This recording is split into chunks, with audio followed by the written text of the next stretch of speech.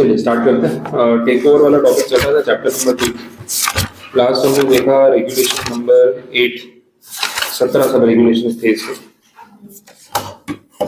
ठीक है, इसमें आपको कुछ पूछना हो, कुछ नहीं समझ आया, पढ़ा हो और कोई क्वेरी हो, नहीं पढ़ा है तो बात अलग है, पढ़ा और कुछ नहीं समझ आया तो बोलो क्लियर। बाकी तो पढ़ लेना, ये रेगुलेशन काफी बड़ा है और ये समझ लो अपने वही हो ना, कंपनी लॉ में सबसेक्शन होते हैं, वैसे ही हो गया कि हर एक सबसेक्शन प्रोविजन में से पकड़ के केस बनाते हैं और ये सब्जेक्ट में केसेस आते भी तो ऑब्वियसली जो भी टेक्निकल रेगुलेशंस है वो इम्पोर्टेंट तो रहेंगे और क्या पूछेंगे you never know. Next regulation number 9 है जो टॉपिक हम आज स्टार्ट कर रहे हैं। अब रेगुलेशन 9 सिंपल टॉपिक हो गया।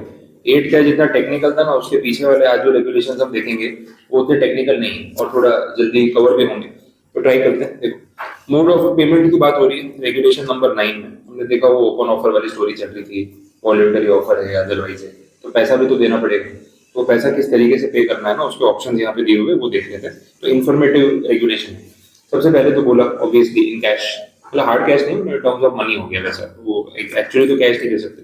दूसरा बाई इशू एक्सचेंज और transfer of listed shares in the equity share capital of the acquirer company. भाई मैं तो अक्वायरर कंपनी हूँ, आप टारगेट कंपनी हो, मैं आप लोगों को ओपन ऑफर करके आप लोगों का स्टेक मांग रहा हूँ। अगर आप लोग अपने शेयर लेके आते हैं तो मैं सामने क्या दूंगा, तो या तो पैसे दूंगा या अपनी कंपनी के शेयर दूंगा, तो वो भी एक ऑप्शन है। तीसरा थर्ड पॉइंट में बोला है कि अगर शेयर्स नहीं दे रहा हूँ तो लिस्टेड सिक्योर्ड डेट इंस्ट्रूमेंट्स वो भी तो दे सकता हूँ, तो ये भी अलाउड है। तो मेन मेन वर्ड्स टिक कर लोगे तो आपको ध्यान में रहेगा, रिवीजन में इजी रहेगा। सेकंड पॉइंट में listed equity shares, third point में listed secured debt instruments with a rating not inferior to investment grade as rated by a credit rating agency। हाँ, जो डेट इंस्ट्रूमेंट्स आप दे रहे हो ना उसकी क्रेडिट रेटिंग अच्छी होनी चाहिए, मतलब वो इंफीरियर रेटिंग वाले या लो रेटिंग वाले आपने इंस्ट्रूमेंट दे दिए जो रिस्की है, तो फिर वैसा नहीं होना चाहिए। वो टारगेट कंपनी के इन्वेस्टर के साथ ऐसा फ्रॉड नहीं करना आपको, या फिर वो जो सही ना लगे अनएथिकल लगे वैसा नहीं करना। तो इन्वेस्टमेंट ग्रेड मतलब इन्वेस्टमेंट के लेवल की जो सिक्योरिटीज होती है जिसमें इन्वेस्ट किया जा सके, जिसको क्रेडिट रेटिंग एजेंसी सपोर्ट करती है, उस लेवल की रेटिंग उसकी होनी चाहिए। नेक्स्ट पॉइंट में बोला कन्वर्टेबल डेट सिक्योरिटीज भी दे सकते हो, तो मेन टर्म वही हो गया। ये लिस्टेड सिक्योर्ड डेट इंस्ट्रूमेंट्स थे, कन्वर्टेबल नहीं बोला था, मतलब रिडीमेबल होंगे, ये वाले कन्वर्टेबल। ई पॉइंट में बोल दिया कि इन सब का पूरा कॉम्बिनेशन खिचड़ी बना दो, सब कुछ मिला दो। Clause A B C D जो भी आपने 4 कैटेगरी देखी, cash, listed equity shares, listed debt securities which are secured, convertible security, इन सब का कॉम्बिनेशन बना के भी थोड़ा थोड़ा भी आप दे सकते हो, उससे भी कोई फर्क नहीं पड़ेगा। अब प्रोवाइडेड दैट में क्या स्टोरी है, where any shares have been acquired or agreed to be acquired by the acquirer and PAC with him during the 52 weeks immediately preceding the date of public announcement, constitute more than 10% of the voting rights in the target company and has been paid in cash, the open offer shall entail an option to the shareholders to require payment of the offer price in cash, and the shareholder who has not exercised an option in his acceptance shall be deemed to have opted for receiving the offer price in cash। ठीक है, sorted है, बात तो काफी simple है। In short ऐसा है कि जो पब्लिक अनाउंसमेंट आपने किया ये ओपन ऑफर वाला, एक्विजिशन वाला, उसके पहले के 52 वीक्स में भी अक्वायरर ने टारगेट कंपनी के शेयर परचेज किए थे, और वो शेयर्स जो है वो कितनी क्वांटिटी में परचेज किए हुए बोला है, उसमें कम से कम 10% वोटिंग राइट तो उसको ऑलरेडी मिल चुका है, मतलब काफी परचेज हुआ। ये सारा परचेज कैश में हुआ था, तो जस्ट बिकॉज वो कैश में हुआ था, अब ये वाला भी कैश में ही होना चाहिए, ओपन ऑफर का पेमेंट भी कैश में होना चाहिए। और जिस शेयर होल्डर ने इसके बारे में कुछ रिवर्ट नहीं किया, हाँ ना कुछ नहीं बोला, डीम्ड है, उसको भी कैश ही मिलना चाहिए। मतलब जो ऊपर अपन ने ए से लेके डी तक 4 पॉइंट देखे, उसमें सेकंड थर्ड फोर्थ पॉइंट तो गया, कंपलसरी पैसे देने पड़ेंगे, मतलब शेयर नहीं दे सकते, लिस्टेड सिक्योर्ड डेट इंस्ट्रूमेंट नहीं दे सकते, कन्वर्टेबल्स नहीं दे सकते। जब पिछले 52 हफ्ते में 10% वालों को सबको कैश बांटा है, तो अब इनको भी कैश बांटो, उनको भी हार्ड कैश मतलब मनी मिलना चाहिए, वैसा कंपलसरी कर दिया कि मनी ही मिलना चाहिए। आपको पैराग्राफ वापस पढ़ना है तो फिर से पढ़ के देखिए।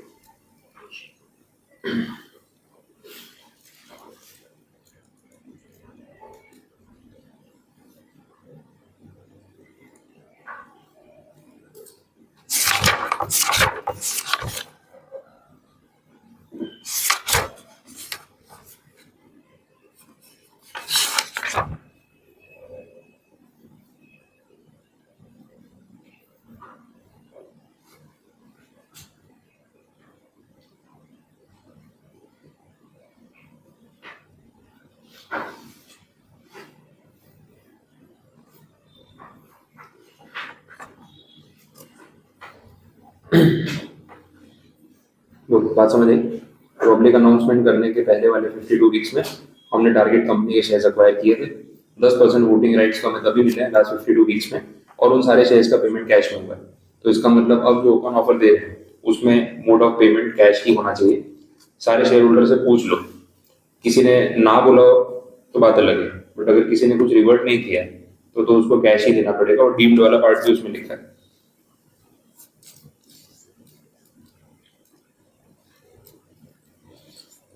किसी ने अगर कैश के अलावा सिक्योरिटी मांगी हो तो, या डेट इंस्ट्रूमेंट मांगा हो, या किसी ने अग्री कर लिया हो कि हाँ भाई हमें कैश नहीं चाहिए, तो कुछ है रास्ता कि कंपलसरी कैश ही देना पड़ेगा? उसके बारे में क्या बोलते हो? लैंग्वेज में से कुछ वर्ड पकड़ के पता चल रहा है। कैश कंपलसरी है या कैश का ऑप्शन देना कंपलसरी है? थोड़ी बात डिटेल है।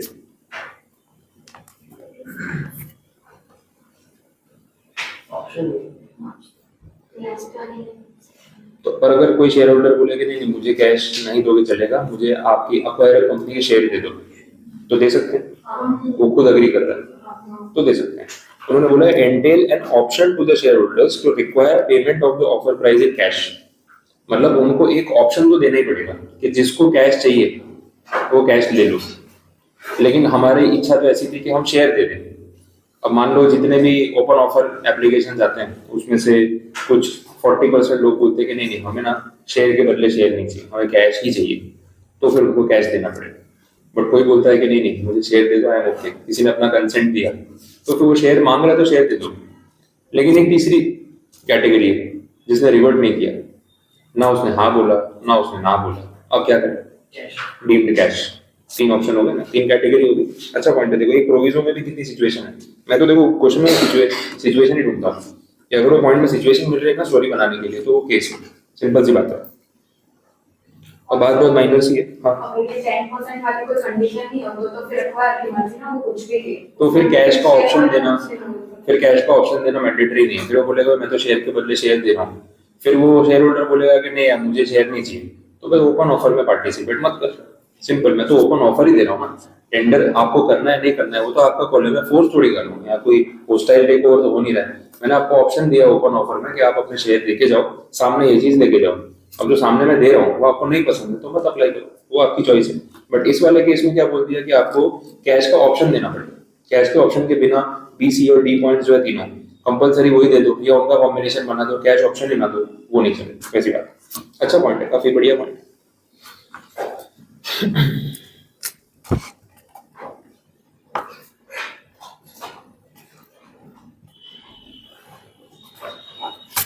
चलो नेक्स्ट देखें second provision. In case of revision in offer price, the mode of payment of consideration may be altered, subject to the condition that the component of the offer price to be paid in cash prior to such revision is not reduced। ये भी ठीक है। आपने offer price में कुछ revision किया तो बोला कि अगर आप पूरा कैश दे रहे थे तो बात अलग है, बट कॉम्बिनेशन में दे रहे थे कैश एंड शेयर्स, तो जो कैश कंपोनेंट है वो रिड्यूस नहीं होना चाहिए, या तो फिर प्रोपोर्शनेटली कैश भी उतना बढ़ा दो जितना आपने टोटल ऑफर प्राइस बढ़ाया, वैसा हो गया। Subject to the condition that the component of the offer price to be paid in cash prior to such revision is not reduced। component मतलब वो portion, वो reduce नहीं होना चाहिए, उतना तो मिनिमम रखना ही पड़ेगा। अब परसेंटेज वाइज देखेंगे इसको या एब्सोल्यूट में देखेंगे?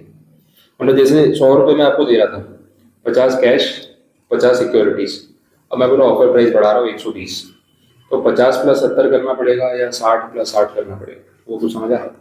प्रोरेटा बोला है या कंपोनेंट रिड्यूस नहीं करना है, उसका दूसरा मतलब हो सकता है।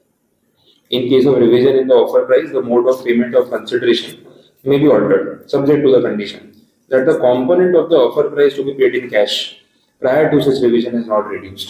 बोलो 60-60 हो जाएगा या 50 + 70 चलेगा? 50-70 चलेगा। उन्होंने बोला कैश कंपोनेंट रिड्यूस नहीं होना चाहिए। कैश कंपोनेंट पहले 50 था तो अब उसको 50 को 45 नहीं कर सकते, ये वैसी बात होगी। तो कंडीशन जो है ना, तो माइनर चीजें हैं वैसा। पहले मैं 100 रुपीज का प्राइस दे रहा था आपको, मैंने बोला था 50 रुपीज में कैश रखो और बाकी का जो 50 है ना वो सिक्योरिटी से मांगा। अब मैंने इसी प्राइस को रिवाइज करके कर दिया 120। अब अगर इसमें बोला तो प्रोपोर्शनेटली आपको सेम रेशियो मेंटेन करना है, तो आपको इसमें से कम 60 कैश में देना पड़ता। बट उन्होंने ऐसा कुछ नहीं बोला। उन्होंने ऐसा बोला कि जो कैश कंपोनेंट है, ये कैश कंपोनेंट हुआ, इसको रिड्यूस नहीं करना है। मतलब कम से कम ये 50 तो रखना ही पड़ेगा, 50 कैश मिनिमम है, बाकी का 70 फिर आपको जैसे भी देना है आप देख लो। हाँ अगर आप बोलते हो कि हम 50 का 55 कर दें और ये 65 कर दें, वो है कोई इशू नहीं है, लेकिन इसको आप 45 कर दोगे नहीं चलेगा, बात समझ आ रही है? तो कैश कंपोनेंट आपको मेंटेन करना है, ये पॉइंट ठीक है। एक एक प्रोविजन में इतने छोटे छोटे पॉइंट्स में भी अलग अलग कंडीशंस हैं, वो डेप्थ वहीं से पता चल रही है। इंटरप्रिटेशन का आपका पूरा टेस्ट हो जाता है यहाँ पे, एक एक वर्ड आपको सही से इंटरप्रेट करना आता है कि नहीं। चलो तो ये रेगुलेशन 9 का sub regulation 1 with clauses and proviso वो कंप्लीट हुआ। सब रेगुलेशन 2 पे चलता है। For the purpose of clause D and clause E of sub regulation 1, B D और ई थे कौन से? बी वाला इक्विटी शेयर, डी वाला कन्वर्टेबल सिक्योरिटी, मतलब अल्टीमेटली वो भी इक्विटी में जाएगा, और ई वाला कॉम्बिनेशन क्योंकि उसमें भी इक्विटी कंपोनेंट है। तो बी डी और ई मतलब तीनों जिनमें इक्विटी वाली बात आ रही है ना, उनको टारगेट किया हुआ है। The shares sought to be issued or exchanged or transferred, or the shares to be issued upon conversion, वही बात आ गई, towards payment of the offer price shall conform to the following requirements। तो ये requirements या conditions जो है वो आपको fulfill करनी है। Such class of shares are listed on stock exchange and frequently traded। अब frequently traded का मतलब कल भी अपन ने देखा था, तो आपको पता है। दूसरा, they have been listed for a period of at least 2 years, ये ड्यूरेशन होगी। तीसरा, the issuer of such class of shares has redressed, redressal का मतलब प्रॉब्लम सॉल्व करना, ठीक, redressed at least 95% of complaints received from investors by the end of the calendar quarter immediately preceding the calendar month in which the public announcement is made. ये भी अच्छा point है, calendar quarter, calendar month, क्या बोल रहे हैं, थोड़ा try करते हैं क्या होता है। देखो इसमें ऐसा ये पॉइंट और भी जगह आता है, शायद सीएफ में भी कहीं पे है। हाँ सीएफ में अपनी कंडीशन पढ़ी होगी, मैं लास्ट टाइम पढ़ाया था मेरे ध्यान में। उसमें सिंपल ये बोला है कि देखो ये सब प्रोसेस करने से पहले आपके इन्वेस्टर्स की कंप्लेंट बॉक्स जो है ना वो खाली हो गया होना चाहिए। तो इन्वेस्टर्स ने जितनी कंप्लेंट्स आपको कर रखी है उसका 95% कंप्लेंट्स आपकी सॉल्व होनी चाहिए, तो ही हम आपको ये प्रोसेस अलाउ करेंगे। तो यहाँ पे भी सेम बात है, बट इसका रेफरेंस पॉइंट क्या है?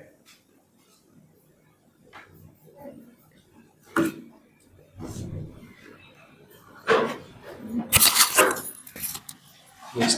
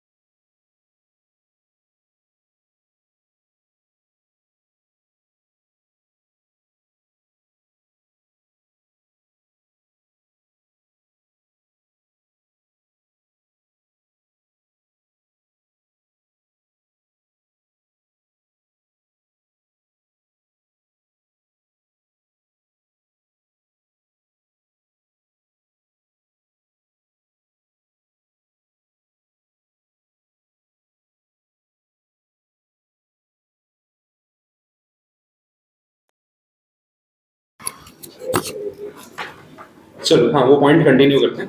तो यहाँ पे ये जो रिड्रेसल की बात हो रही है उसमें बोला 95% आपकी कंप्लेंट्स सॉल्व हो जानी चाहिए, और उसमें ड्यूरेशन क्या दे रखी है? Bye the end of the calendar quarter immediately preceding the calendar month in which the public announcement is made.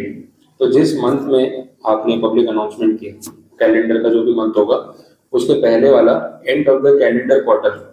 Calendar quarter मतलब क्या होता है? मतलब एग्जैक्टली जस्ट प्रीवियस मंथ या फिर कैलेंडर के हिसाब से देखना पड़ेगा, वो पॉइंट है। जैसे फॉर इंस्टेंस सिचुएशन हम अगस्त मंथ में पब्लिक अनाउंसमेंट कर रहे हैं, ठीक है, ये सिचुएशन। अब ये कैलेंडर मंथ हो गया जिसमें आपने पब्लिक अनाउंसमेंट किया, इसके पहले का एंड ऑफ कैलेंडर क्वार्टर कौन सा? अप्रैल जून अप्रैल में जून, समझ आया? क्योंकि ना कैलेंडर ईयर में जो कैलेंडर क्वार्टर होते हैं वो 4 वो फिक्स होते हैं। मैंने आपको शायद जीएसटी में भी बात बताई थी, अप्रैल से लेके जून जो होता है ना उसको बोलते हैं Q1, और दूसरा जो इसके बाद है वो Q2 में Q3 Q4। अभी आप है ना क्वार्टर 2 में तो वैसे स्टार्ट होता है जुलाई, लेकिन आप कौन से मंथ में? अगस्त में, जिसमें मैंने अगस्त का एग्जांपल लिया। तो ऐसे नहीं देखना इसके पिछले वाले 3 महीने, वैसा नहीं बोला है, मई जून जुलाई नहीं बोला है।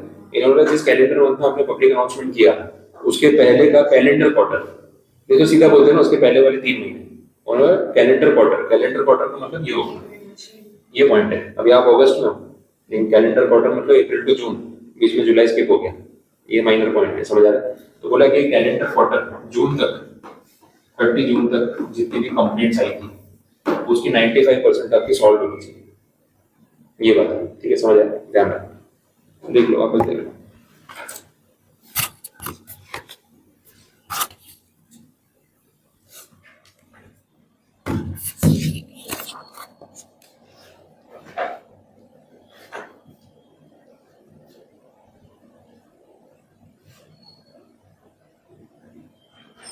ये आईटीसी वाले में आता है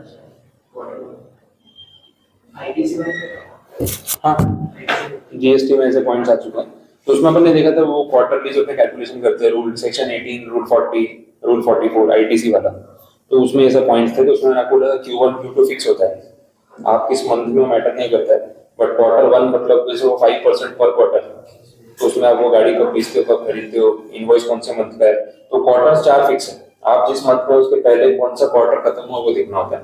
ये सिमिलर पॉइंट होगा। चलो देखिए आगे बढ़े। नेक्स्ट डी कंडीशन क्या है? कंडीशन चल रही है जो आपको फुलफिल करनी पड़ेगी। The issuer of such class of shares has been in material compliance with the listing regulations for a period of at least 2 years। Last 2 साल से एलओडीआर रेगुलेशंस आप प्रॉपर्ली फॉलो कर रहे हो necessary.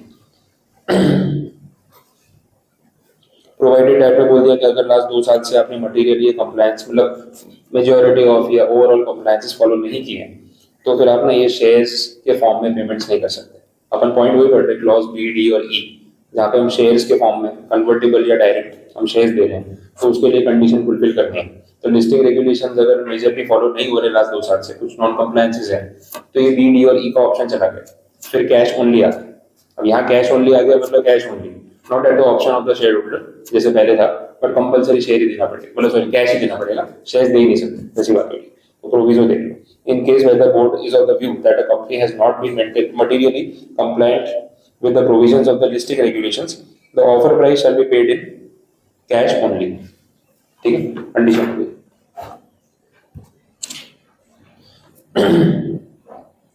The impact of auditor's qualification, if any, on the audited accounts of the issuer of such shares for 3 immediately preceding financial years does not exceed 5% of the net profit or loss after tax of such issuer for the respective years। अभी auditors qualifications क्या होता है? वो auditor की qualification की बात नहीं हो रही क्योंकि कितना बड़ा लिखा है। ऑडिटर्स क्वालिफिकेशन मतलब जो ऑडिटर अपनी रिपोर्ट देता है उसके अंदर जो रिजर्वेशंस रखता है कि यहाँ गलती है, यहाँ इन्होंने नॉन कंप्लायंस किया हुआ है, उसकी बात हो रही है। वैसा ऑडिट रिपोर्ट जो आती है, चाहे वो सीएस की ऑडिट रिपोर्ट हो या सीए की हो, ये मैंने आपको कंपनी लॉ में पढ़ाया होगा ना एग्जीक्यूटिव में, तो ये पॉइंट मैंने बोला था वहाँ पे, यूजुअली मैं बताता ही ऑडिटर की जो रिपोर्ट होती है उसमें जो उसका आउटकम होता है, जो रिपोर्टिंग करता है, वो उसका ओपिनियन होता है, पहली चीज तो ये। और ओपिनियन 4 कैटेगरी के होते हैं। एक मैंने आपको बोला था अनक्वालिफाइड ओपिनियन। अनक्वालिफाइड का मतलब कि सब कुछ ठीक है, कोई दिक्कत नहीं है, कोई क्वालिफिकेशंस नहीं, कोई रिजर्वेशंस नहीं। क्वालिफाइड ओपिनियन का मतलब मेजॉरिटी चीजें ठीक है, फॉर इंस्टेंस में 90-95% चीजें ठीक है, थोड़ा बहुत इश्यूज है जो मुझे लगा कि ये गलत हो रहा है, मैंने बोला मैनेजमेंट को, पर वो लोग ठीक नहीं कर पाए, तो ये अभी भी अनरिजॉल्व है, इसलिए वो क्वालिफाई करता है। जितनी प्रॉब्लम रिजॉल्व हो जाती है ना उतनी वो रिपोर्ट नहीं करता कि ठीक कर दिया, गलती थी, सुधार दी, अब क्या रिपोर्ट करना। फिर वो अननेसेसरी शेयर होल्डर्स को रिपोर्ट में चुगली करता है, ये भी गलत था, वो भी गलत था, ये मैंने ठीक कराया। अरे भाई तुझे अपनी पढ़ाई नहीं मारनी, तूने क्या ठीक कराया? उसके पैसे दिए, लेकिन अभी भी क्या सॉल्व नहीं हुआ है। मेरे बोलने पे भी ये चीजें वो लोग चेंज नहीं कर पाए या उन्होंने अग्री नहीं किया, मैंने रिपोर्ट कर दी। अब भाई तुम शेयर होल्डर जानो और तुम्हारा मैनेजमेंट मेरी रिपोर्ट में ओपिनियन दे दिया। तीसरा एक पॉइंट है एडवर्स रिपोर्ट। एडवर्स का मतलब है कि सब गलत किया हुआ है, majority of the things are wrong, और इलीगल, तो भी मैंने रिपोर्ट कर दिया कि एडवर्स। एक होता है डिस्क्लेमर। डिस्क्लेमर का मतलब मुझे कुछ समझ ही नहीं आ रहा क्या किया, तो भी मैंने तो हाथ खड़े कर दिया, आप देख लो, मैं इस पर कोई रिपोर्ट नहीं दूंगा। मैंने आपको एग्जाम्पल भी वैसा दिया था कि आपके टेस्ट चेक कर रहा हूँ या पेपर चेक कर रहा हूँ। एक होता है कि चेक करके मालूम पड़ा आपने सब गलत लिखा है, मैंने रॉन्ग दिया। एक होता है हैंड राइटिंग समझ नहीं आ रही, मैंने बोला मैं इसमें क्या जवाब दूं, मुझे पढ़ के पता नहीं चल रहा लिखा क्या है। हो सकता है सही भी लिखा हो बट हैंड राइटिंग समझ नहीं आ रही, तो फिर मैं चेक नहीं कर रहा हूँ। तो दोनों फर्क है ना, एक होता है कि पता चल रहा है क्या लिखा है बट सब रॉन्ग है, एक होता है समझ ही नहीं आ रहा। तो मार्क्स तो दोनों ही कंडीशन पे नहीं मिले, बट मेरा ओपिनियन दोनों चीजों में अलग है। एडवर्स रिपोर्ट में बोल रहा हूँ कि all this is wrong, incorrect, और यहाँ डिस्क्लेमर में बोल रहा हूँ मुझे समझ नहीं आ रहा है इन्होंने किया क्या है, तो मैं क्या रिपोर्ट दूं? अच्छा बोलूं बुरा बोलूं, पता चले तो बोलूं ना, जस्टिफाई नहीं कर पाऊंगा अपने आप को, मैं रिपोर्ट नहीं दे रहा, दैट इज कॉल्ड डिस्क्लेमर। यहाँ पे बोला है कि अगर ऑडिटर के क्वालिफिकेशंस का कुछ इफेक्ट हो रहा है कंपनी के प्रॉफिट एंड लॉस पे, होता है, बिकॉज ऑडिटर की रिपोर्ट जो पढ़ेगा तो अगर क्वालिफिकेशंस दिखेगा कि भाई ये सब मैटर में गड़बड़ है कंपनी में, और वो मैटर अगर उसके लिए इंपॉर्टेंट है तो शायद वो इन्वेस्ट ना करे, ठीक, कुछ ना कुछ कंपनी का नुकसान होगा। तो अगर पिछले 3 साल में ये लॉसेस हुए because of the auditors qualification, और वो लॉसेस अमाउंट में कहाँ तक जा रहे हैं, कंपनी के प्रॉफिट एंड लॉस के 5% से ज्यादा, ठीक है, 5% से डज नॉट एक्सीड तक चलेगा, मतलब 5% तक ठीक है, लेकिन 5% से ज्यादा अगर लॉस हो रहा है तो गड़बड़ हो जाएगी, फिर शेयर्स के फॉर्म में अभी आप पेमेंट नहीं कर पाओगे। तो up to 5% impact of auditor's qualification on the profits of last 3 years, each of last 3 years, that is okay.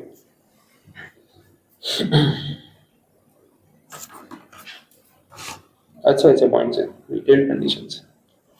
Next, the board has not issued any direction against the issuer of shares not to access the capital market or to issue fresh shares. SEBI ने अगर कोई restriction लगा रखा हो आपके ऊपर कि capital market से दूर रहना, कोई फ्रेश इशू मत निकालना, तो फिर यहाँ कैसे आप शेयर्स दे रहे हो? लेकिन अगर ऐसा कोई बैन नहीं है आपके ऊपर तो आप कंटिन्यू करो, कोई प्रॉब्लम, तो जनरल कंडीशन हो गई वैसा। चल नेक्स्ट पार्ट, रेगुलेशन 9 का sub regulation 3, where the shareholders have been provided with the options to accept payment in cash or by way of securities, okay, or a combination. The pricing for the open offer may be different for each option subject to compliance with minimum offer price requirements under regulation 8. Basic बात है, in short बोला है कि बार बार अगर open offer दिए गए हैं और किसी में आपने शेयर दिए, किसी में कैश दिया, किसी में कॉम्बिनेशन, तो जब भी आप जो भी ऑफर दो, ऑफर प्राइस में vary, but offer price should be according to regulation 8। Minimum price जो अपन ने कल देखा, तो रेगुलेशन 8 बोलता है कि इतना प्राइस तो होना चाहिए, तो उससे ऊपर आप कुछ भी दे सकते हो, उसके बराबर कुछ भी दे सकते हो, उससे नीचे नहीं जाना चाहिए क्योंकि वो मिनिमम प्राइस हो जाता है वैसा। तो इसमें टेक्निकल कुछ नहीं बोला, बेसिक बोला, provided the detailed public statement and letter of offer shall contain justification. हाँ, प्राइस में कुछ डिफरेंशियल है कि जैसे होता है ना, अगर आप शेयर के फॉर्म में एक्सेप्ट कर रहे हो तो इतना, शेयर प्लस कैश ले रहे हो तो इतना, सिर्फ कैश ले रहे हो तो इतना, तो हो सकता है कि ये ऑप्शंस की वजह से भी प्राइस या वैल्यू प्लस माइनस हो रही है, क्योंकि शेयर तो एक सिक्योरिटी है, उसकी वैल्यूएशन अगेन वेरिएबल है, तो उसमें प्लस माइनस हो भी सकता है। तो डिफरेंशियल प्राइसिंग का मतलब कि अलग अलग ऑफर दे दिया आपने कि आपको क्या चाहिए, जो मांगोगे सामने उसमें इतना इतना मिलेगा, और तीनों को अगर मॉनेटरी वैल्यू में कन्वर्ट करो तो थोड़ा वेरिएशन आ रहा है, तो दैट इज ओके। लेकिन वो वेरिएशन क्यों आ रहा है, उसका क्या रीजन है, वो आपको अपने डॉक्यूमेंट्स में detail public statement letter of offer में जस्टिफाई करना पड़ेगा, बट ऐसा हो सकता है। तो एक ही ओपन ऑफर है बट प्राइसिंग ऑप्शंस डिफरेंट है, तो भाई पे कैसे करेंगे, तो भाई जैसे अपन ने आगे भी देखा कि let the share holder decide, उसको कैश चाहिए कि उसको शेयर चाहिए या उसको कॉम्बिनेशन चाहिए, तो बोला कैश लेगा ना तो पर शेयर 100 रुपए मिलेंगे, लेकिन शेयर के सामने शेयर लेगा ना, तेरे एक शेयर के सामने 2 शेयर मिलेंगे, ऐसा कुछ रेशियो होगा। अब वो 2 शेयर की वैल्यू कितनी, फिर वो मल्टीप्लाई कर दे तो 103 हो रही है, 97 हो रही है, 105 हो रही है, ऐसा हो सकता है ना। तो ये जो डिफरेंशियल है वो आ सकता है, बट ये सारे प्राइसेस 100 रुपए 103 रुपए जो भी है, ये रेगुलेशन 8 से नीचे नहीं होने चाहिए। और ये प्राइसेस में वेरिएशन क्यों आ रहा है, आपने इसको एडजस्ट क्यों नहीं कर पाए, वो आपको अपने रिपोर्ट में जस्टिफाई करना पड़ेगा। कितनी बार प्रैक्टिकली पॉसिबल नहीं होता है कि रुपए टू रुपए हर चीज मैच हो जाए, वो डिफिकल्ट होता है इसीलिए। Next, sub regulation 4, in the event the offer price consists of consideration to be paid by issuance of security which requires compliance with the applicable law, the acquirer shall ensure that such compliance is completed not later than the commencement of the tendering period. हाँ, कुछ compliances बाकी है और बोला कि fulfil होने चाहिए, तो अभी तक नहीं हुए तो कोई बात नहीं, आप प्रोसेस शुरू कर दो, लेकिन टेंडर पीरियड आने से पहले वो सारे कंप्लायंसेस फुलफिल कर लेना। तो थोड़ा आपको एक टाइम मार्जिन दे दिया, ऑफर भले आपने कर दिया, पब्लिक अनाउंसमेंट कर दिया, लेकिन टेंडर पीरियड शुरू होने से पहले कंप्लायंस पूरे कर देना। अगर तब तक भी पूरे नहीं किए ना तो फिर आपका ओपन ऑफर रुक जाएगा, ये वैसा हो गया। Provided in case the requisite compliance is not made, the acquirer shall pay the entire consideration in cash। ठीक है, पूरा प्रोसेस कैंसिल करने की बात नहीं की, लेकिन वो जो शेयर्स के फॉर्म में आप दे रहे हो ना वो प्रोसेस हो जाएगा। ऊपर बोला था paid by issuance of security, तो सिक्योरिटीज देने वाला ऑप्शन चला जाएगा, फिर ओपन ऑफर में खाली कैश पे करने वाला ही ऑप्शन बचेगा। कैश पे करना थोड़ा लिक्विडिटी पे भारी पड़ जाता है, तो ये जो बार बार बोल रहे हैं ना फिर कैश में ही देना पड़ेगा, बोले क्या ही फर्क पड़ रहा है, बार बार शेयर दे दो कैश दे दो, देना तो है ही। ऐसा नहीं ना, शेयर के बदले शेयर देना है, मतलब जेब से कुछ नहीं जा रहा है, और शेयर देने का ऑप्शन चला गया, कैश ही देना पड़ेगा, वर्किंग कैपिटल पे सीधा बर्डन आ जाता है। अब वो कैश अगर आपके पास लिक्विडिटी में अभी नहीं है तो देने के लिए फिर कहीं से उठाना पड़ेगा, जहां से उठाओगे ब्याज देना पड़ेगा, तो महंगा पड़ जाता है। तो कैश ऑप्शन जो है वो उतना ईजी नहीं है, पर फिर जहाँ पे उनको लगेगा ना कि आपका कुछ गड़बड़ है, वहां सीधा आपके ऊपर कैश ऑप्शन लगा देंगे कि भाई ये तुम शेयर का चक्कर छोड़ो, कंप्लायंस वैसे ही करते नहीं हो, वो इन्वेस्टर को कैश दो, उसको फ्री करो, बाद में वो फंस जाएगा तो और प्रॉब्लम हो जाएगी, वो नहीं होना चाहिए। इसीलिए next sub regulation 5, it provides that where listed securities are offered as consideration, the value of such security shall be higher of। अब देखो इसमें 3 पॉइंट्स आ रहे हैं ना, उसके अंदर जो आपको वैल्यूज या लिमिट्स मिलेंगी, कल अपन ने बहुत इसके ऊपर कैलकुलेशन किया, volume weighted average price, 60 trading days, 52 weeks का डेली प्राइस, वो सब चीजें तो वैसे टर्म्स है। अब आपको ऐसा कोई भी टर्म आ गया ना किसी भी सब्जेक्ट में, तो ये समझने में आपको मेरी जरूरत ही नहीं पड़ेगी, because you know the concept भी सोचते कैसे, तो प्रॉब्लम ही सॉल्व हो गया। अब तीनों में से विच एवर इज हायर बोला, अगर लिस्टेड सिक्योरिटीज दे रहे हैं तो उसकी वैल्यूएशन कैसे निकालेंगे। First point, average of the weekly high and low of the closing prices of the securities quoted on the stock exchange during the 6 months preceding the relevant date. बोलो बात समझ आई क्या बोल रहे हैं, देखो जैसे पढ़ते जाओगे ना आपको क्लियर हो जाएगा कि उसमें बोल क्या रहे हैं। Average of the weekly high and weekly lows of the closing prices of such securities, तो कैलकुलेशन डेली करना है या वीकली, वीकली नॉट डेली। तो अपन जो मनी कंट्रोल पे कर देख रहे थे उसमें 1 day, 5 days, 7 days, 1 month, 3 months, 6 months ऐसा होता है। तो इन्होंने ऐसा बोला कि डेली एवरेज नहीं निकालना, वॉल्यूम वेटेड एवरेज प्राइस में डेली एवरेज निकलता ही है, क्योंकि वो इंट्राडे वालों के लिए यूज होता है। यहाँ पे इन्होंने बोला वीकली हाइज एंड वीकली लोज, बात हो रही है पिछले 6 महीने की, 6 महीने में काफी सारे वीक्स गए होंगे, तो हर वीक का वीकली हाई और वीकली लो, और उसमें भी कौन सी वैल्यूज लेनी है, क्लोजिंग प्राइसेस।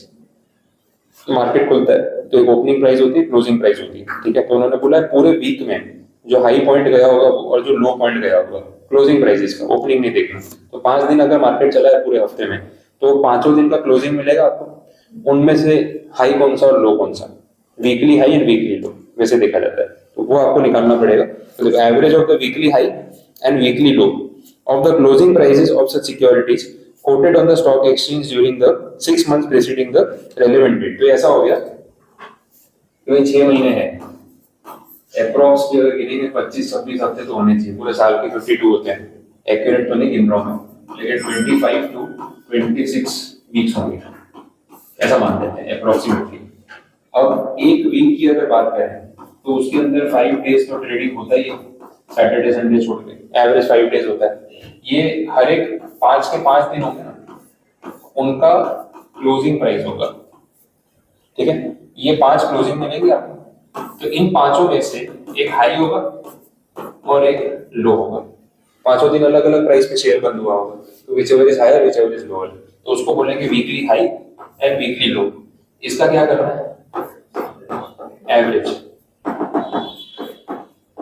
ये हो, पूरे वीक में जो हाई प्राइस मिला वो पकड़ो, पूरे वीक में जो लो प्राइस मिला वो पकड़ो, इन दोनों का करो एवरेज। ऐसे आपको कितने एवरेजेस मिलेंगे हर वीक का, एक 25 या 26, उनका भी तो फिर एवरेज हो, उसमें से देखा जाएगा वैसा point. The average of the weekly high and low of the closing price of such securities quoted on the stock exchange during the 6 months preceding the relevant date. अब वॉल्यूम वेटेड एवरेज प्राइस में भी यही हो रहा था, लेकिन वहां पे वो डेली बेसिस पे हो रहा था, और वेट्स क्या थे, वॉल्यूम्स पर प्राइस पॉइंट, वो तो बहुत डेप्थ में हो गया, ये तो थोड़ा सिंपल है। तो एक हफ्ते के 5 वैल्यूज ही होंगे, वो भी क्लोजिंग वाले देखने, ओपनिंग वाले नहीं देखने। जो ओपनिंग देखनी होती है तो फिर सुबह का प्राइस अलग, शाम का अलग होता है, फिर उसका एवरेज करो तो वही पॉइंट बढ़ जाता है। या तो इन्होंने बोला झंझट ही मत करो, मंडे टू फ्राइडे के 5 क्लोजिंग ले लो, सबसे ऊपर कितना गया सबसे नीचे कितना गया एवरेज निकाल लो, खत्म। ये ज्यादा सिंपल है। वॉल्यूम वेटेड में तो एक दिन में वो शेयर कितने प्राइस पॉइंट्स पे से पास हुआ, वो सारे प्राइस पॉइंट्स देखे जाएंगे, जो अपन टीसीएस का देख रहे थे, 3000, 3005, 2990 हर प्राइस पॉइंट, और उस पर कितना वॉल्यूम एक्सचेंज हुआ वो उससे मल्टीप्लाई होगा, दैट इज टू डीप, और उसको कैलकुलेट करना मैन्युअली तो पॉसिबल नहीं, सॉफ्टवेयर से ही होगा। ये वाला तो फिर भी एक बार आप डेटा निकाल के पेपर पे गिन सकते हो, तो ये थोड़ा सिंपल है कंपैरेटिव।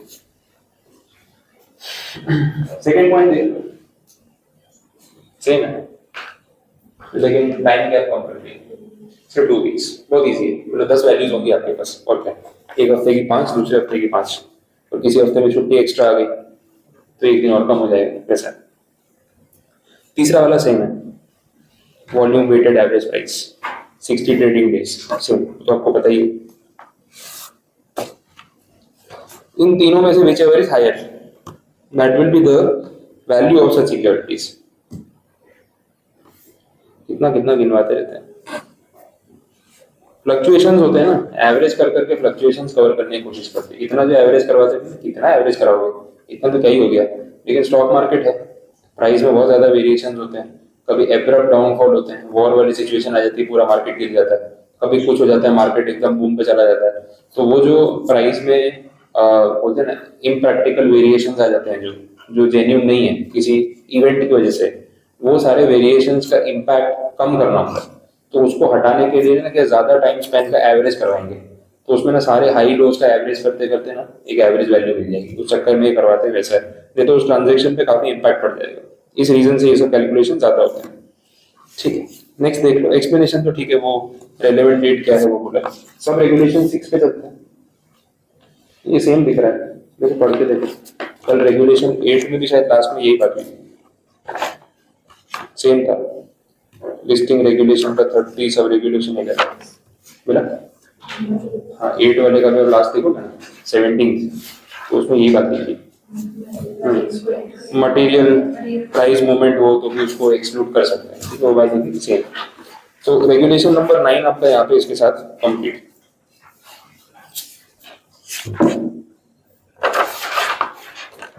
आज जो मैंने आप लोगों को एक वीडियो शेयर किया था ना, वो स्कैम वाला, वो देखना अगर बाकी हो तो, उन्होंने वो ऑप्शन ट्रेडिंग वाला पूरा समझाया हुआ है।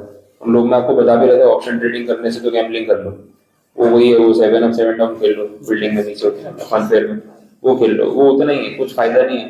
लोग इतना दिमाग लगा लगा के स्ट्रैटेजियां बनाते रहते हैं, उसमें बहुत सारी स्ट्रैटेजीज आती हैं जो अपने ऑप्शन ट्रेडिंग में पढ़ते भी हैं, तो सब स्ट्रैटेजी लगा, call option, put option, hedging जो आप करते हो, इतना बाई इतना सेल करो, ये करो वो करो, आप कुछ भी कर रहे हो इंडिविजुअली, आपकी मेहनत बेकार है।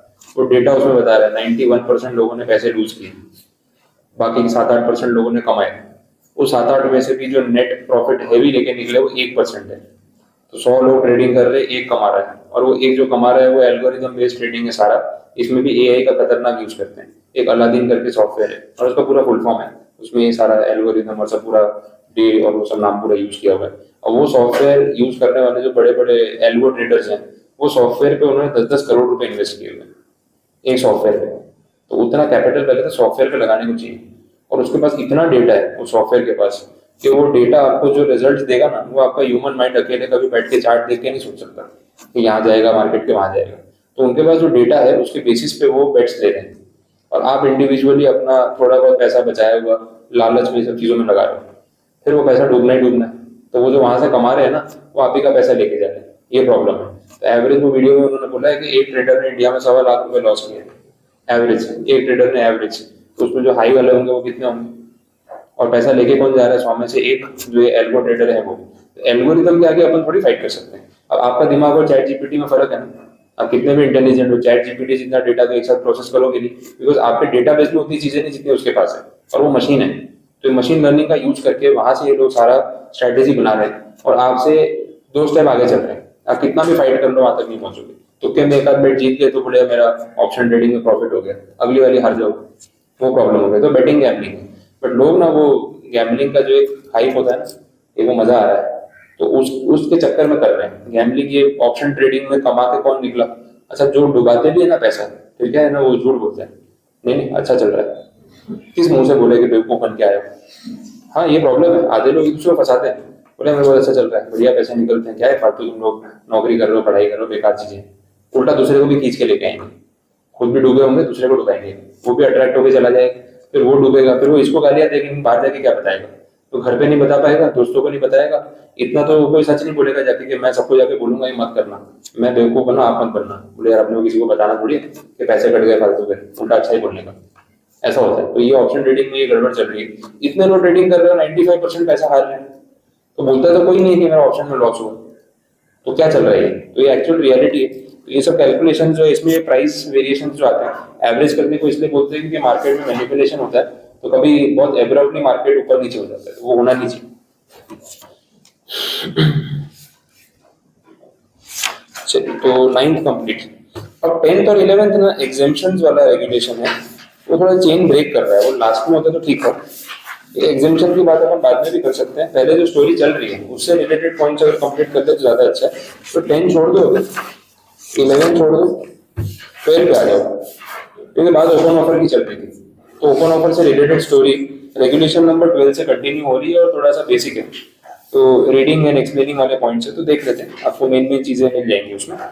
ओपन ऑफर का प्रोसेस क्या है, कैसे वर्क करता है वो बोला।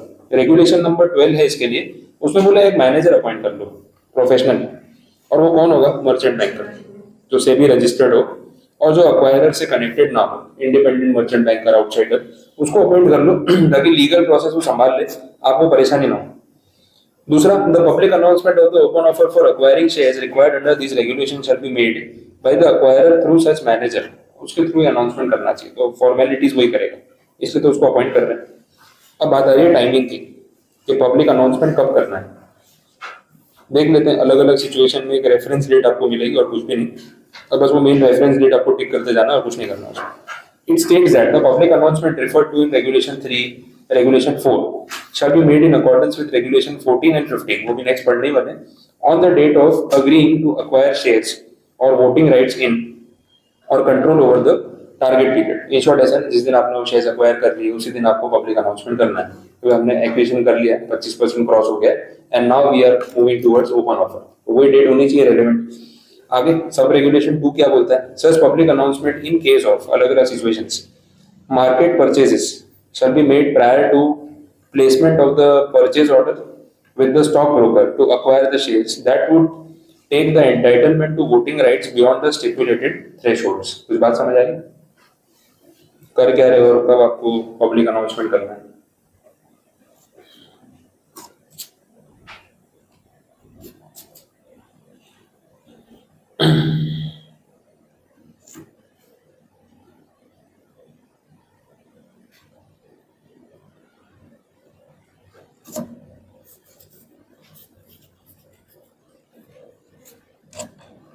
बोलो। शेयर कहाँ से परचेज कर रहे हो? मार्केट से। मार्केट से परचेज करोगे तो स्टॉक ब्रोकर के थ्रू ऑर्डर प्लेस करोगे। आपको तो पता है ना कितना खरीद रहे हो, उसका जिस कंपनी को टारगेट कर रहे हो उसकी बात हो रही है, तो उसमें आपका कितना एग्जिस्टिंग होल्डिंग है और ये आप कितनी बेट लगा रहे हो, कितना खरीद रहे हो, और ये खरीदने के बाद आपका होल्डिंग कितना हो जाएगा। सपोज ऐसा है कि ऑलरेडी आपका 22% होल्डिंग है और जितना ऑर्डर आप प्लेस करने जा रहे हो उसके बाद आपका होल्डिंग 25% से क्रॉस हो जाएगा, ट्रिगर पॉइंट आ गया। तो बोला ये ऑर्डर प्लेस करने से पहले आपको पब्लिक अनाउंसमेंट देना है। स्टॉक ब्रोकर के पास परचेज ऑर्डर डाला उसके पहले ही पब्लिक अनाउंसमेंट दे देना, क्योंकि परचेज ऑर्डर डालते ही तो प्रोसेस हो जाएगा। ऑनलाइन है, मार्केट से खरीद रहे हो, ये तो वही अपने ऐप पे ऑर्डर प्लेस करते वैसा हो गया। तो ऑर्डर डालते शेयर तो मिल ही जाएंगे, क्योंकि मार्केट में बहुत लोग बेच रहे होंगे। आप 1 to 1 थोड़ी जा रहे हो कि डील नेगोशिएट हुई नहीं हुई पता नहीं, ऐसा तो कुछ नहीं। तो बोला कि उससे पहले ही आपको पब्लिक अनाउंसमेंट कर देना है कि भाई हम लोग ये करने जा रहे हैं, और अभी ऑर्डर डालते ही ट्रिगर पॉइंट आ जाएगा, ओपन ऑफर आ रहा है, आपको पहले बता देना है वैसा। तो इसमें कोई छुपाने वाली बात तो है नहीं, तो एकदम इमीडिएट पॉइंट पे हो रहा है वैसा। प्रायर टू बोला है, तो परचेज ऑर्डर डालने से पहले, एक दिन पहले बता दो, 2 दिन पहले बता दो, सेम डे सुबह बता दो, क्या फर्क पड़ रहा है।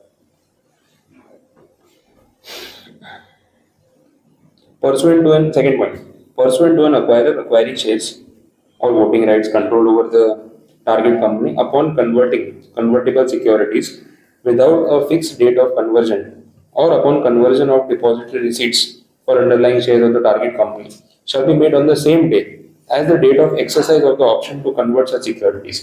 आपके पास टारगेट कंपनी के शेयर्स नहीं थे, आपके पास टारगेट कंपनी की कन्वर्टेबल सिक्योरिटीज थी।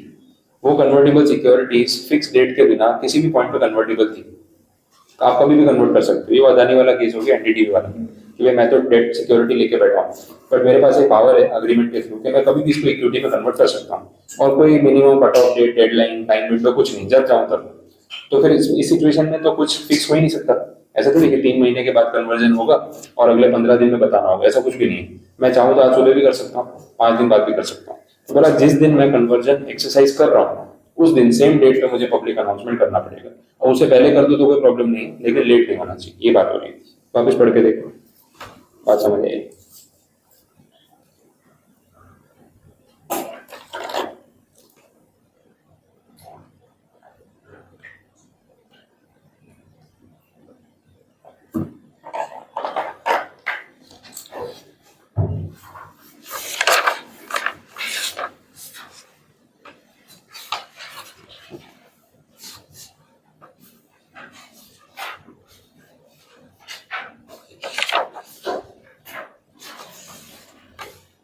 बोलो, स्टोरी क्लियर?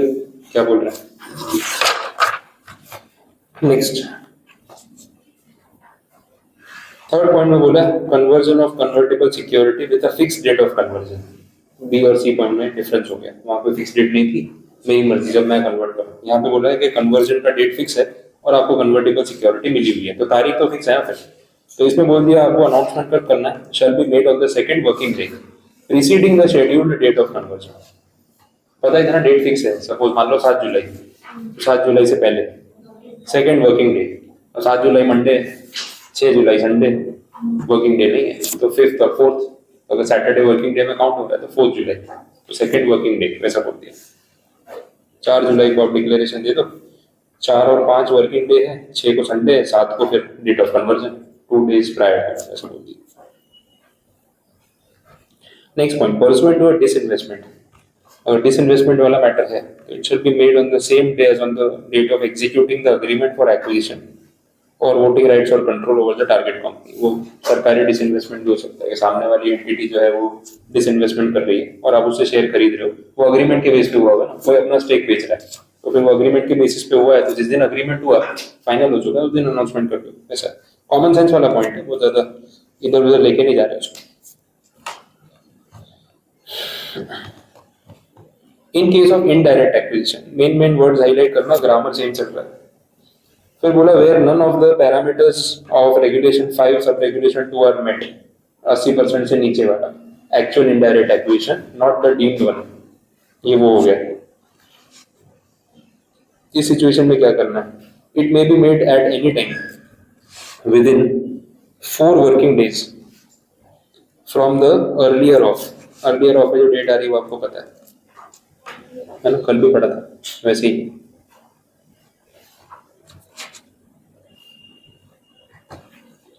एफ वाला पॉइंट इसका ऑपोजिट जैसे लग रहा है, indirect acquisition where any of the parameters refer to in 5 sub regulation 2 are met, मतलब वो डीम्ड डायरेक्ट एक्विजिशन हो गया ना वैसे। उसमें भी फिर वो अर्लियर ऑफ ही बोल दिया।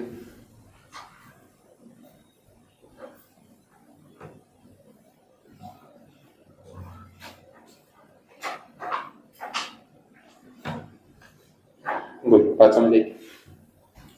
Next, pursuant to an acquirer acquiring shares or voting rights to a target company under preferential issue, specific preferential issue अपन ने कंपनी लॉ में पढ़ा है, private placement versus preferential issue.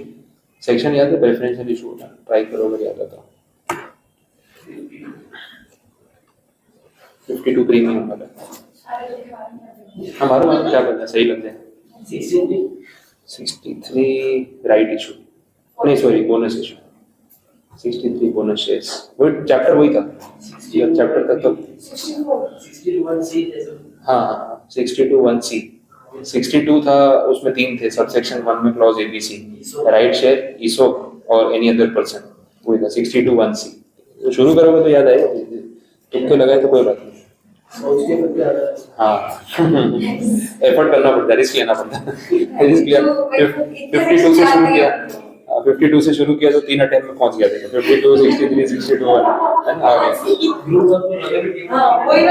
हाँ अच्छा, बस तो ये पहले में 52 लिख के आया हुआ इसीलिए। तो प्रेफरेंशियल इशू था 62 subsection 1 clause C, company direct वो इनवाइट करके एक कैटेगरी ऑफ शेयर होल्डर्स को या 1-to-1 इनविटेशन देके आपको लेटर भेजती है कि भाई ये ऑफर सबके लिए नहीं सिर्फ आपके लिए, वैसा ठीक है। तो फिर जब बोर्ड ने ऑथोराइज किया वो रेफरेंस डेट बन जाएगी। बोर्ड से अथॉरिटी लेनी पड़ती है कि प्रेफरेंशियल ऑफर भेज रहे हैं, बोर्ड रेजोल्यूशन जिस दिन पास हुआ, रेलेवेंट डेट।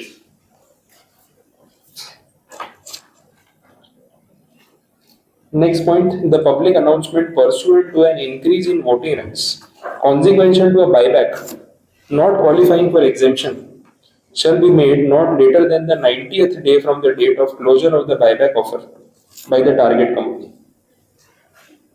ये क्या हुआ, कुछ पता चला?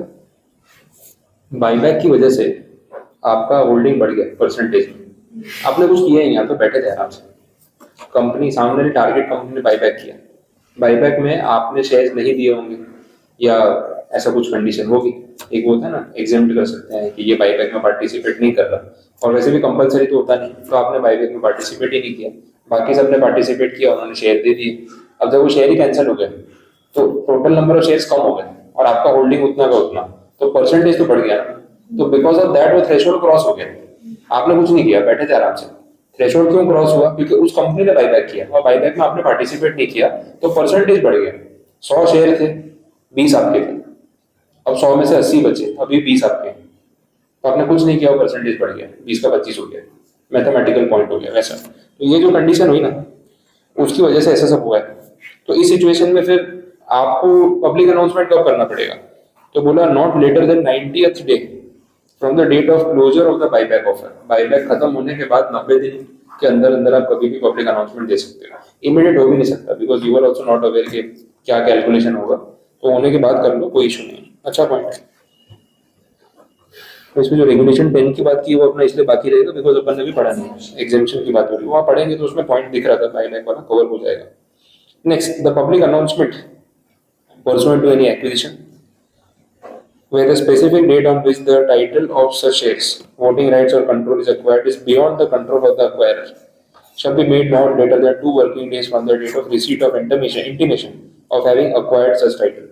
बोले एग्जैक्टली शेयर मेरे नाम पे कब होंगे मुझे भी नहीं पता है एज एन एक्वायरर, और डेट फिक्स नहीं, और मेरे कंट्रोल में नहीं कि मैं तारीख फिक्स कर सकूं। ऊपर वाली सारी सिचुएशंस में कुछ ना कुछ रेफरेंस था, ये ओपन एंडेड हो गया कि मेरे पास रेफरेंस पॉइंट नहीं है। जब तक मुझे टारगेट कंपनी से इंटीमेशन नहीं आता, मुझे नहीं पता चलेगा कि शेयर मेरे नाम पे कब होने वाले हैं। तो बोला जिस दिन इंटीमेशन आ जाए ना कि टाइटल आपका हो चुका है, उसके अगले 2 वर्किंग डेज में अनाउंसमेंट दे देना बस, उससे इजी तो क्या कर सकते हैं, तो आपके ऊपर कोई प्रेशर नहीं है। लेकिन आने के बाद 2 वर्किंग डे से ज्यादा टाइम मत लगाना, ये नेसेसरी है।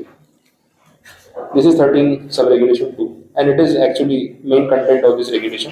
13 में सबसे बड़ा रेगुलेशन यही है, सब रेगुलेशन, तो उसमें से कुछ ना कुछ पॉइंट आपको ध्यान रखने पड़ेगा। रेफरेंस डेट ही ध्यान रखनी, अभी 4 वर्किंग डेज 2 वर्किंग डेज वाला थोड़ा ध्यान रखना पड़ता है, क्योंकि उसमें कोई लॉजिक नहीं लगा सकते थे, बाकी कंसेप्चुअली तो देख ही लिया। Sub regulation 2A definitely amendment में आया है, पहले से तो होगा, not with standing anything content in सब रेगुलेशन 2, अरे बाप रे, सीधा ओवरराइड कर दिया पूरा। A public announcement referred to in regulation 3 and 4 for a proposed acquisition of shares or voting rights in or control over the target company through a combination of, combination में एक part तो हो गया an agreement and any one or more modes of acquisition referred to in sub regulation 2। सब regulation 2 में तो इतने सारे मोड्स ही तो थे, हर पॉइंट में कुछ अलग था, कहीं बाईबैक है, कहीं कुछ है, कहीं टाइटल बाद में मिल रहा है, यू नेवर नो। तो बोला एक तो अग्रीमेंट है और बाकी इनमें से वन और मोर मोड्स है, मतलब कॉम्बिनेशन है, एक तरीका यूज नहीं किया। कोई एक तरीका यूज किया होता तो कोई एक डेट पकड़ लेते सीधा सीधा जो अभी पढ़ा, लेकिन कॉम्बिनेशन तो फिर कुछ और करना पड़ेगा ना, इसलिए वो पॉइंट को वैसे हाईलाइट कर रहे हैं। और इन any one or more modes of acquisition in clause A to clause I of sub regulation 2 of regulation 13। तो अब ये 1 और 2 पॉइंट में फर्क क्या होगा? 13 सब रेगुलेशन 2A में जो 2 पॉइंट्स है, दोनों में फर्क क्या हुआ?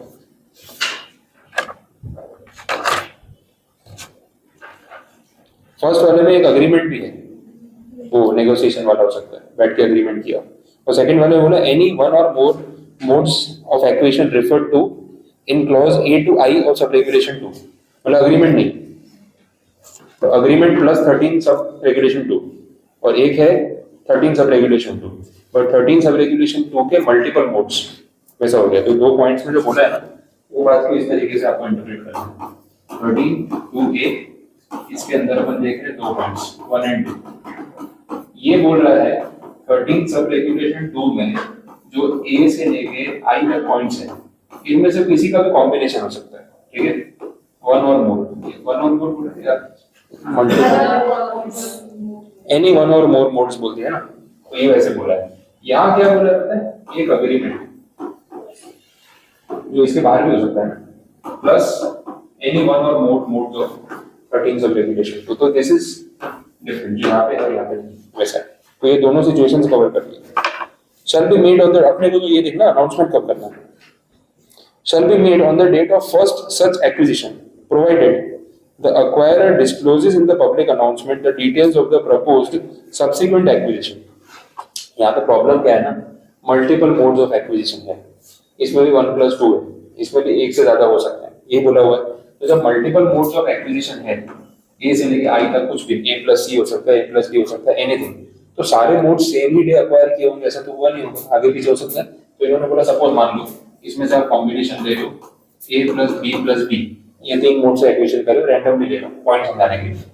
तो पहला एक्विजिशन जब आप करोगे उसका जब पब्लिक अनाउंसमेंट होगा ना, उसी में आप बता देना कि हम आगे ये भी करने वाले हैं, क्योंकि आपने तो पहले सोच रखा होगा ना कि हमने तीन मोड से एक्विजिशन कर रहे हैं, तो इनमें से जो भी सबसे पहला करोगे आप उसी में बता देना कि बाकी दो भी आ रहे हैं, पहले ही डिक्लेयर कर देना।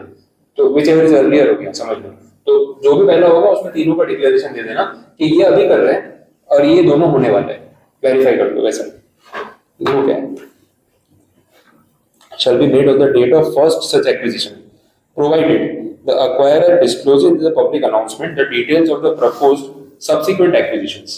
तो ए वाला अभी कर रहा हूँ, तब अनाउंसमेंट कर रहा हूँ कि बी और डी भी आगे करूंगा, साथ में बता दिया। तो एट द अर्लीस्ट सबको पता चल गया कि फ्यूचर में क्या होने वाला है, ट्रांसपेरेंसी रहेगी वैसे। तो ठीक है, कॉमन सेंस वाली कंडीशन हो गई, ज्यादा कॉम्प्लिकेट नहीं किया। अब देख लो आगे सब रेगुलेशन 3 क्या बोल रहा है। Public announcement made under regulation 6। Regulation 6 कौन सा था?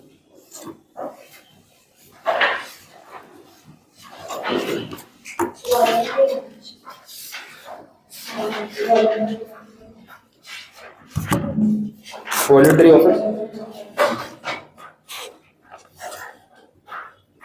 ठीक है। तो बोला public announcement made under regulation 6 shall be made on the same day as the date on which the acquirer takes the decision to voluntarily make a public announcement of an open offer for acquiring shares of the target company। तो जिस दिन आपने decision लिया कि आप voluntary offer निकालने वाले हो, उस दिन पब्लिक अनाउंसमेंट कर दो कि we are going for such offer, पहले ही बता दो at the earliest.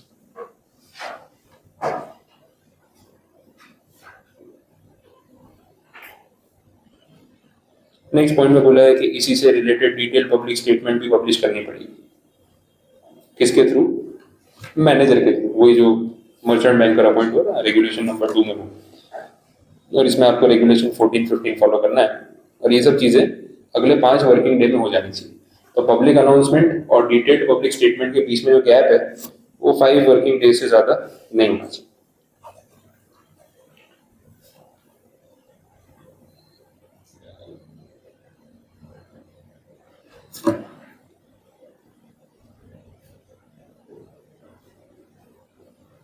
Provided that में भी सेम बात ही बोल रहा है, उसमें भी 5 वर्किंग डेज का ही पार्ट है।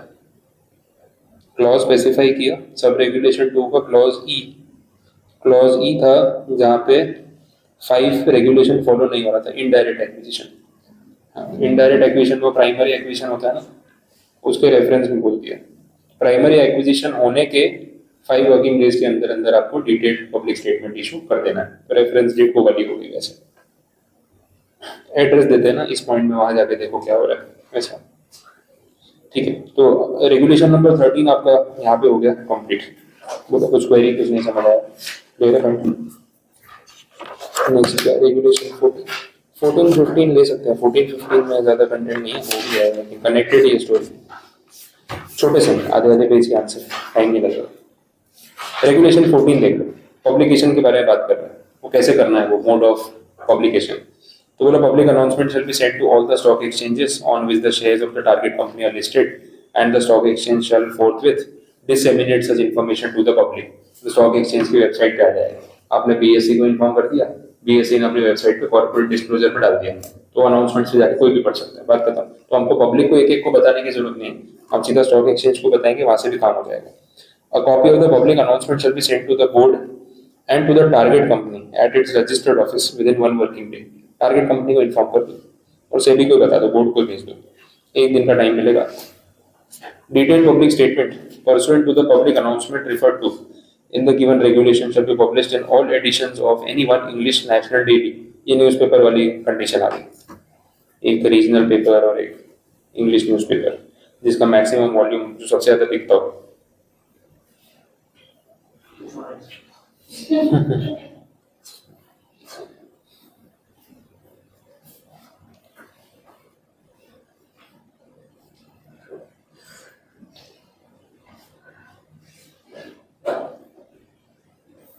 और वो सिलेक्ट करने के लिए उन्होंने बोला कौन सी स्टॉक एक्सचेंज आपको रिलेट करनी है जहाँ पे मैक्सिमम वॉल्यूम का ट्रेडिंग हुआ है आपको।